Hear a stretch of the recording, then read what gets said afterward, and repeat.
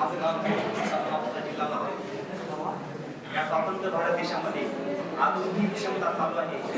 निषेधार्थ घटना घडत आहे. या सत्य परिस्थितीवर आधारित माझ्या कवितेच्या माध्यमातून सध्या त्या वस्तुस्थितीवर प्रश्नचिन्ह उभा केले आहे. कवितेचं नाव आहे मी पाहिले स्वातंत्र्य भारत. सादर करतो. का स्त्रीचं शोषण बंधन कन्यादान असमान करतात. का स्त्रीचं शोषण बंधन कन्यादान असमान करतात. मी पाहिले अत्याचार बलात्कार पीडितांना स्वातंत्र्य भारतात. मी पाहिले अत्याचार बलात्कार पीडितांना स्वातंत्र्य भारतात. का शेतकऱ्यांचं फसवणूक पिळवणूक करून रक्त पितात. का शेतकऱ्यांचं फसवणूक पिळवणूक करून रक्त पितात.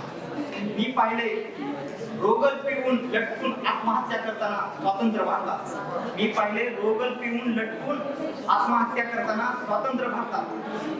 का तृतीयपंथींचा तिरस्कार करून हीन दर्जाची वागणूक देतात. का तृतीयपंथींचा तिरस्कार करून हीन दर्जाची वागणूक देतात. मी पाहिले माणुसकीला काळ फासून विषमता नांदताना स्वातंत्र्य भारतात. मी पाहिले माणुसकीला काळ फासून विषमता नांदताना स्वातंत्र्य भारतात. का माणसाचं भेदभाव करून रंगाभंगात जाती धर्मात आंदोलन पेटवतात. का माणसाचं भेदभाव करून रंगाभंगात जाती धर्मात आंदोलन पेटवतात.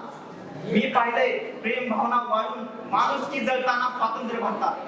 मी पाहिले प्रेम भावना वाळून माणुसकी जळताना स्वातंत्र्य भारतात. शेवटचं का तिरंग्याखाली पुन्हा अशोकचक्राचं सद्गुण घेऊन समता मानवता प्रेमाने सर्व एकत्र येतात.